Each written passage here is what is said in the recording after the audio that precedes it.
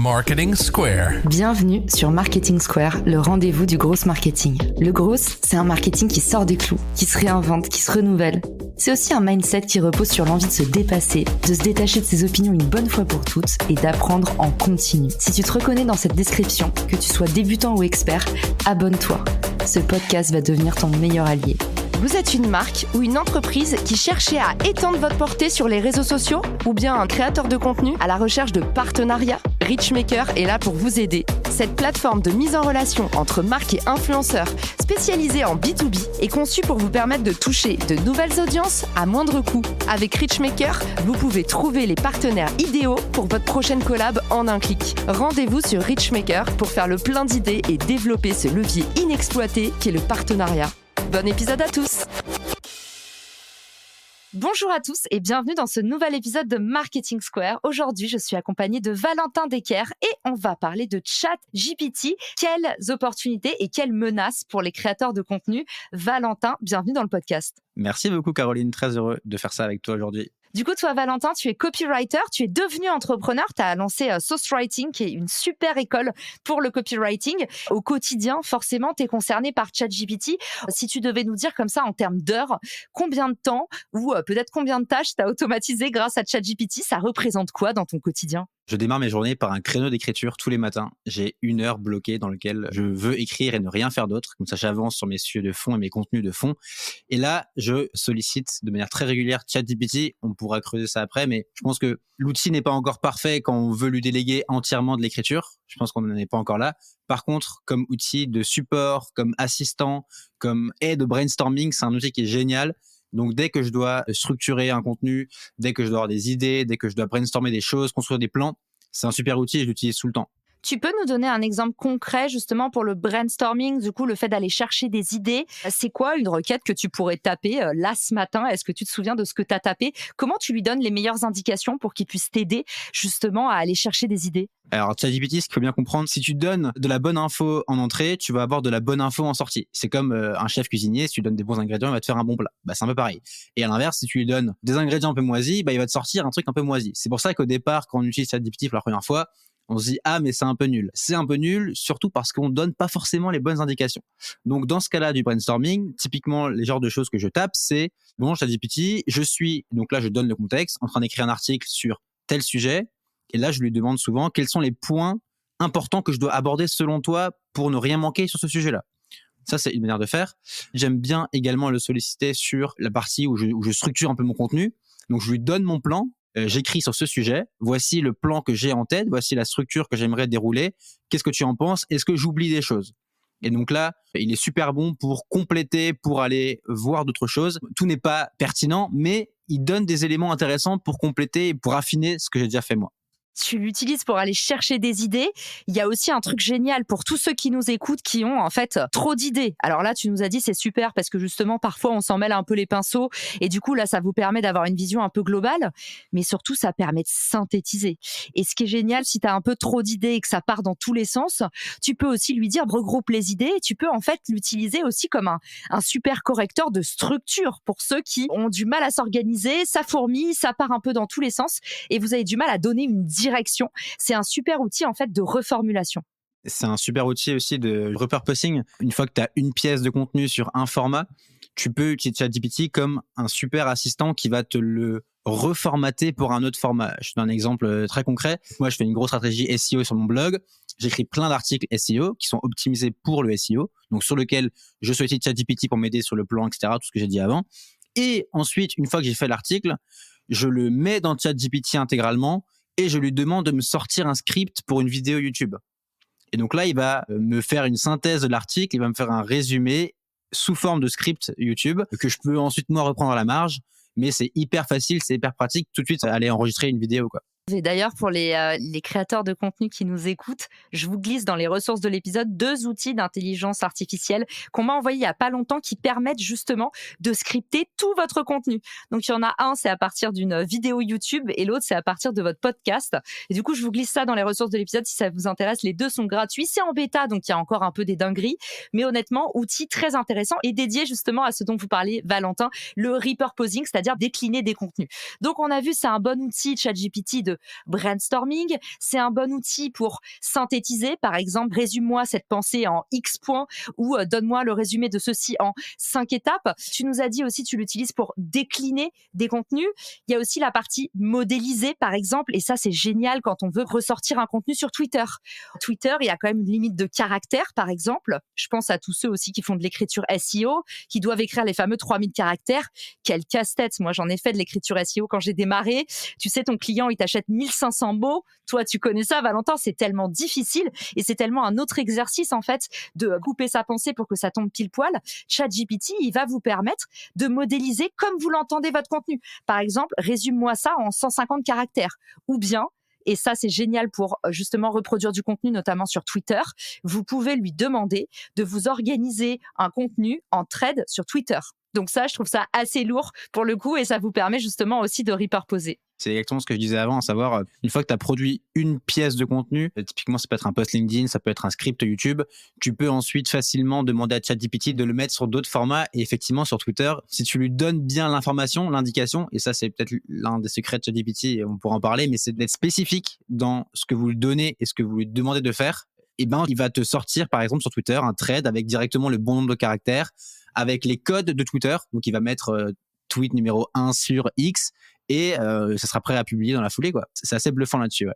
Évidemment, là, tu me lances une perche monumentale. Tu précises qu'effectivement, quand on lui parle de choses hyper communes, du genre écris-moi un tweet, il va s'adapter au style du réseau. Essayez, écris-moi un post LinkedIn, vous allez voir, c'est quasi caricatural. Il s'adapte en fait au style du réseau et c'est ça la magie du machine learning. C'est plus vous allez le muscler, plus vous allez voir que l'algorithme, en fait, il va arriver rapidement à votre réponse idéale. Forcément, il y a un vrai hack pour les copywriters qui nous écoutent, pour les ghostwriters aussi, c'est-à-dire ceux qui écrivent à la place d'eux. Si vous ne connaissez pas le terme ghostwriting, je vous mets mon article définition dans les ressources de l'épisode. Aujourd'hui, c'est possible enfin d'adapter le style d'écriture. Et ça, c'est une pépite quand on est, par exemple, payé ou juste on a un ami autour de nous qui nous dit « Est-ce que tu pourrais m'écrire ma bio ? J'ai le syndrome de la page blanche pour écrire cet article. » Vous avez la possibilité de muscler ChatGPT pour qu'il puisse écrire avec le style d'une personne. Et ça, on a tendance instinctivement à se dire « Je vais écrire à ChatGPT, je vais lui donner l'instruction d'écrire, par exemple, écris-moi un post LinkedIn à la façon d'Olivier Mathieu. » Donc là, ChatGPT va vous dire « Désolé, je ne sais pas qui est cette personne. » Ne vous arrêtez pas là, parce que si vous copiez-collez des posts, par exemple, précédents d'Olivier Mathieu, ChatGPT va pouvoir vous générer en fait des modèles d'écriture qui correspondent à l'historique. Et ça, c'est hyper dingue. Ouais, c'est exactement ça. Plus tu es spécifique dans ta requête, dans ce que tu lui demandes, et donc si par exemple tu lui donnes des éléments concrets sur lesquels il va pouvoir se baser, typiquement comme tu dis, des posts LinkedIn, plus il va pouvoir apprendre, parce que ChatGPT il a une mémoire. Donc plus on lui donne des choses, et en fait il peut rebondir sur ce qu'il a fait avant. Donc on peut par exemple lui dire voici un post LinkedIn, essaye d'analyser le style d'écriture, essaye de retenir qu'est-ce qui caractérise ce style d'écriture. Et ensuite, on peut lui dire, OK, maintenant, à partir de ça, écris-moi un post sur X sujet qui reprend ce style d'écriture. On peut aller vraiment très loin quand on s'amuse un petit peu et quand on comprend que c'est pas uniquement un bot qui va faire un contenu un peu basique, mais on peut aller plus loin parce que on lui donne des bonnes informations, parce qu'on le guide au maximum sur qui on est, sur ce qu'on veut, sur quel objectif, sur quel ton de voix et sur quel style d'écriture on veut avoir.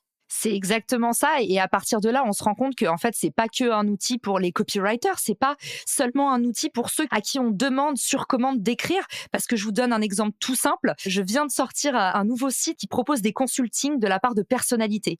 J'ai dû écrire 30 biographies. Ça, c'est le job de l'entrepreneur. C'est souvent de devoir gratter du papier. Et moi, pour aller plus vite, j'ai mis en place un système où justement, j'utilise ChatGPT pour pouvoir coller à la plume de mon invité, de la personne pour laquelle j'écris. Du coup, j'avais mis en place un petit système tout simple où avec 2 questions, les 30 biographies, j'ai pu les faire en 1 heure au lieu de, je sais pas combien de temps ça m'aurait pris, Valentin, mais c'est monumental. Donc, vous pouvez faire ça avec tout, avec les fiches produits, par exemple, avec les posts LinkedIn, bien entendu, si vous êtes chargé de com et que vous devez écrire à la manière d'eux, je pense que ça va vous changer la vie, vraiment, que vous soyez entrepreneur, solopreneur, directeur communication ou juste simplement en train d'aider des potes à mieux écrire ou faire des dissertations pour vos potes du lycée. Non, mince, ça, on n'était pas censé le dire. Ouais, non, mais t'as raison, c'est un super exemple. Et puis, il y en a qui vont encore plus loin et qui le connectent à des outils comme Make ou Zapier, qui sont des outils pour connecter différents outils entre eux et qui connectent des feeds de contenu. Donc, par exemple, Feedly, on peut imaginer que tu reçois une newsletter. tu l'envoies directement avec une automatisation sur ChatGPT, tu demandes à ChatGPT avec un prompt de résumer le contenu, par exemple en 500 ou en 1000 mots, et ensuite tu peux lui demander, par exemple, d'en faire un post LinkedIn ou d'en faire un thread Twitter, et le tout de manière automatisée. Donc vraiment, si on veut s'amuser, on peut aller très loin avec cet outil-là. Trop intéressant que t'en parles parce que j'ai vraiment l'impression que ChatGPT, on ne peut pas du tout l'automatiser. Il va falloir qu'il y ait quand même un humain de bout en bout parce que honnêtement, pour avoir autour de moi plein d'adeptes, un peu early adopteurs de ces nouvelles IA qui sortent, j'ai vu des potes me dire mais attends, moi je vais avoir des scores SEO de ouf, j'ai complètement tout automatisé ma création de contenu et en fait je les ai vus créer des trentaines d'articles faits sur ChatGPT. Alors Google a annoncé dans un article récemment, je vous le mettrai dans les ressources de l'épisode, qu'en aucun cas, ils allaient pénaliser des articles générés par l'IA, même s'ils le détectaient. Mais par contre, on va pas se mentir, en fait, ce que Google valorise, c'est aussi le temps que les gens ils vont passer sur un article. Et aujourd'hui, pour moi, même si tu lui dis écris à la manière d'eux, il fait quand même du contenu qui est hyper formel, hyper rigoriste, qui a pas beaucoup d'âme, et surtout l'humour n'est pas possible, par exemple. Oui, c'est clair. C'est pour ça que moi je disais dès le départ que si on lui délègue intégralement l'écriture, la création de contenu, c'est pas la bonne manière de voir les choses. La manière de voir les choses qui fonctionne bien, c'est de le voir comme un assistant, comme un outil pour aller brainstormer, pour aller compléter une phase de recherche. Ma phase d'écriture tous les matins, j'écris encore moi-même et j'ai une conviction là-dessus, c'est que ChatGPT va permettre de créer beaucoup de contenu standard en masse. Je pense que c'est ce qui va arriver. On va être inondé de contenu créé par ChatGPT et par tous les autres outils d'IA très vite, et je pense que ça devient déjà le cas. Mais qui dit contenu standard dit qu'en fait, on ne crée aucune relation avec ce contenu-là. Alors qu'à l'inverse, comme tu dis, il faut mettre de l'humour, il faut mettre de soi, il faut les rendre personnels. Et là-dessus, ChatGPT est encore loin de pouvoir le faire. Donc moi, je pense que, je dirais un peu du sujet, mais je pense que l'avenir des créateurs de contenu qui voudront sortir du lot avec leur contenu à l'ère des IA, ce seront des gens qui vont créer des contenus qui seront différents, qui seront personnels, qui seront joueurs et qui vont faire le genre de contenu qu'une IA, par définition, ne peut pas écrire. L'IA, en fait, paradoxalement, elle est en train de nous précipiter dans de l'hyper-personnalité. Je pense que les créateurs de contenu vont devenir les nouveaux médias. Ça va être vraiment le règne de l'hyper-personnalité. Ça veut dire que tu vas devoir créer de plus en plus des contenus signatures. On en parle dans le personal branding, c'est le fait d'avoir des expressions qui nous sont propres, un totem, créer des repères, des rendez-vous. C'est ça, en fait, qui va jamais pouvoir être imité par l'IA et qui va encore plus creuser la frontière. Aujourd'hui, il y avait déjà des corporates qui avaient des armées de copywriters pour écrire à leur place. Et au final, on voit bien que s'il n'y a pas d'âme dans un contenu, quelle que soit la volumétrie, ça perd jamais. Je suis d'accord à 100% avec toi. Et moi, il y a deux idées que j'ai souvent en tête et que j'aimerais partager aujourd'hui. C'est, première idée, si tout le monde possède un outil, bah, plus personne ne le possède, plus personne n'a d'avantage. Et donc là, c'est ce qui se passe, hein. Tout le monde va avoir accès aux IA. Mais si tu ne fais que ça, eh bien, tu auras juste un contenu comme tout le monde et tu n'auras aucun moyen de te différencier, tu n'auras aucun moyen de te démarquer. Et la seconde idée, c'est que dans un monde où il y aura de plus en plus de contenu généré automatiquement par des IA, par des robots, tout ce qu'on voudra, ce sera de l'humain. Plus il y aura d'IA, plus il y aura de robots et plus on cherchera des contenus authentiques, humains, personnels, véridiques. Avec aussi des écueils, des erreurs, mais tout ce qui va nous rendre humains, je pense qu'on va y être de plus en plus sensible.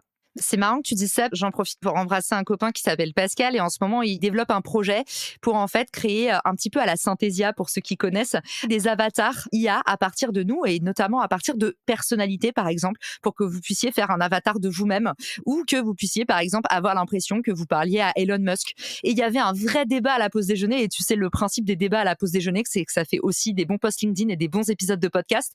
Et la question, c'était en fait, est-ce que dans le futur, on sera intéressé d'avoir par exemple une hotline, une séance de consulting avec une IA entraînée par Elon Musk? Ça veut dire que c'est la pensée de Elon Musk, mais en fait on sait que c'est pas la vraie personne en face de nous. C'est quoi ton avis sur ce projet comme ça à chaud? Je précise pour les auditeurs qu'on n'a en aucun cas préparé l'épisode et que c'est 100% du pur jus. C'est quoi ta réaction à chaud, Valentin? Bah, on peut partir loin, mais franchement, c'est clair que si on tire le trait de ce que peut faire une IA, c'est assez flippant parce qu'on peut vraiment aller très très loin. Et l'exemple que tu donnes, où tu entraînes une IA, où tu lui donnes plein de contenu d'une personne et tu lui dis, bah, maintenant, je te coach comme si c'était cette personne-là. Je pense que c'est assez ouf et je pense qu'on peut potentiellement tous se retrouver au chômage assez rapidement. On n'en y est pas encore, mais si on tire un peu le trait, c'est pas impossible. Honnêtement, je sais pas trop quoi en penser. J'ai un côté de moi qui me dit que on va dans un extrême qui est beaucoup d'IA, beaucoup d'automatisation, beaucoup de robots. Je pense qu'il risque aussi d'avoir un mouvement extrême de l'autre côté en mode non, en fait, on veut pas de tout ça, on veut des contenus humains, on veut pas des trucs générés automatiquement. Il y a 10 ans, sur le téléphone, il y avait écrit Made in China. Ça se trouve, dans 10 ans, il y aura écrit Made by a Human, tu vois. pas par un robot. Le contenu, c'est un vrai contenu produit par un vrai humain, quoi. D'ailleurs, cette définition d'humain augmenté, cette approche en fait de la scalabilité, si jamais on peut passer les humains les plus brillants, les plus successful, ceux qui ont le plus de succès à l'échelle, ça pose une question, c'est en fait, est-ce qu'il restera de la part de gâteau pour tous? Est-ce que finalement, cette scalabilité de l'humain, ça va pas faire que on arrive dans une société un peu eugéniste où il y a les humains, les super humains, et puis derrière, il y a les autres, et est-ce qu'il y a encore de la place pour tous? On parle d'humain augmenté, on parle aussi d'humain diminué parce que ça pose des vraies questions.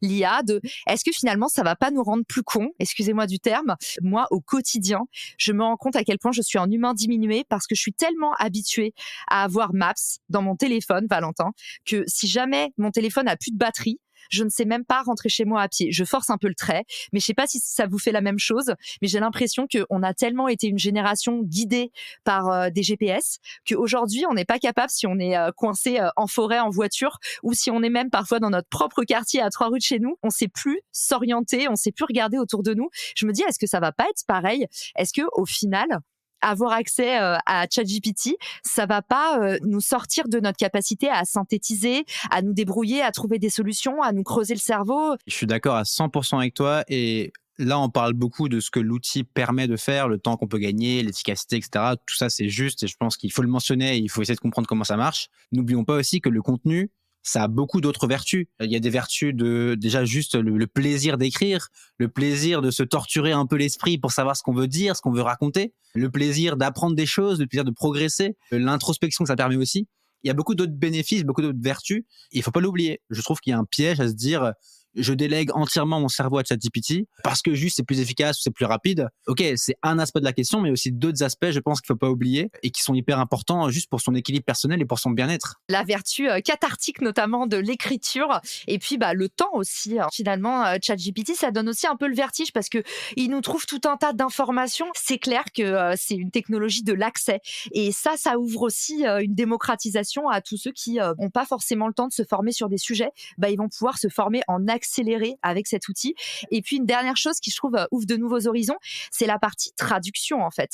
La possibilité pour les créateurs de contenu de passer aussi leur contenu à l'échelle facilement, et honnêtement, c'est assez bluffant. Même moi qui ai passé 8 ans aux US, je me rends compte que je fais beaucoup d'erreurs encore en anglais, et ChatGPT, ça m'aide vraiment à créer des contenus qui adaptent même la tonalité de ce que j'écris en anglais ou même dans les langues que vous voulez. Ouais, c'est très juste. Tu as le côté traduction, tu as le côté aussi correction de fautes d'orthographe. Typiquement, ce matin, c'est ce que je lui ai fait faire.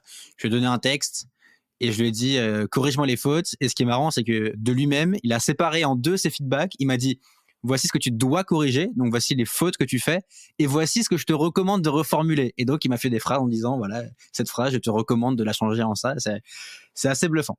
Pour résumer un petit peu l'épisode, on vous a parlé des différentes pépites que vous pouvez mettre en place sur ChatGPT. Donc, il y a la partie accélérer vos brainstorming, aller chercher des idées plus facilement. Après, on a parlé de synthétiser, par exemple, lui donner des instructions, des contraintes de forme, ce qui est parfois hyper difficile pour les créateurs de contenu d'ordonner toutes nos idées. Ensuite, il y avait la partie décliner son contenu pour pouvoir, à partir de une grande idée, créer 1000 petits attributs différents pour aller nourrir, par exemple, les réseaux sociaux. Après, on a parlé de la partie modéliser, c'est-à-dire lui dire adapte-toi à Twitter et fais-moi un thread Twitter, ou adapte-toi à un carrousel LinkedIn en 6 slides. Ça, c'est plutôt génial. Et ensuite, on a le ghostwriting, donc écrire à la manière d'eux, notamment si, comme moi, vous avez 30 bios à écrire comme si vous étiez quelqu'un d'autre. Ça, c'est toujours un exercice difficile. On a parlé ensuite de la partie accéder à plusieurs sources d'informations, avoir accès à des statistiques très, très rapidement en accéléré. Et puis, la partie traduction, et tu nous dis même correction de fautes d'orthographe, de grammaire. Peut-être pour terminer l'épisode, pour ceux qui se posent encore la question, on vous mettra bien sûr tous les liens dans les ressources de l'épisode. Mais Valentin, c'est quoi ta recette secrète pour écrire un bon prompt? C'est-à-dire les instructions qu'on donne à la machine. C'est quoi un peu ton prompt idéal quand tu parles à ChatGPT? Alors déjà, ce qu'il faut savoir, c'est que ChatGPT, à l'heure actuelle, est meilleur en anglais qu'en français. Donc si vous voulez vraiment des super résultats, vaut mieux l'utiliser en anglais. Ensuite, un bon prompt, ça fait une super synthèse avec ce que tu viens de dire, mais c'est beaucoup de contexte sur qui vous êtes, sur ce que vous voulez faire, sur pourquoi vous le sollicitez. Et ensuite, guider au maximum l'output que vous voulez recevoir. Donc à la fois sur le format, à la fois sur le style, à la fois sur l'humeur. J'ai animé une formation et il y a un participant qui disait que ChatGPT, c'est un peu un ingénieur allemand. C'est-à-dire qu'il faut absolument tout lui détailler. Il faut tout lui expliquer. Et plus il aura des indications précises, étape par étape sur ce qu'il doit faire, et meilleur il sera. Dès qu'il y a du flou, dès qu'il y a de l'incertitude, c'est là que vous vous exposez à des résultats qui sont potentiellement pas terribles ou un peu moyens. Par contre, si vous l'encadrez bien, il va être plutôt satisfaisant. Donc voilà, il faut essayer de donner un maximum de contexte pour bien le guider. J'adore, ça c'était la punchline de fin. ChatGPT, c'est un peu un ingénieur allemand. D'ailleurs, pour tous ceux qui veulent devenir meilleurs en copywriting, évidemment, il y a des ressources humaines pour ça, et notamment ton excellent mini-cours. Je mettrai le lien pour s'inscrire dans les ressources de l'épisode. C'est un mini-cours gratuit que tu as fait et j'en ai eu des excellents retours. Donc j'invite tous ceux qui nous écoutent à aller s'inscrire. Et d'ailleurs, dis-nous vite, Valentin, où est-ce qu'on peut justement t'écrire en utilisant ChatGPT ou pas, te poser des questions, te suivre, t'envoyer des remerciements pour l'épisode. Écoute, merci beaucoup à toi Caroline, c'était très sympa et on peut me suivre absolument partout. C'est ma vraie identité, je suis un vrai humain, donc sur Twitter, sur LinkedIn, sur Insta même si vous voulez, absolument partout je suis disponible et le site c'est saucewriting.com. Génial, et on vous donne rendez-vous dans le post LinkedIn qu'on fera pour annoncer la sortie du podcast, pour poser des questions, et puis surtout n'hésitez pas à aller rejoindre Valentin sur ses réseaux, surtout si vous voulez manier la plume, la vraie plume à votre façon. Salut à tous, merci pour votre écoute et à bientôt dans un prochain épisode de Marketing Square. Ciao! Si cet épisode te plaît, tu peux le partager en me taguant ou lui laisser 5 étoiles sur Apple Podcast. Marketing Square.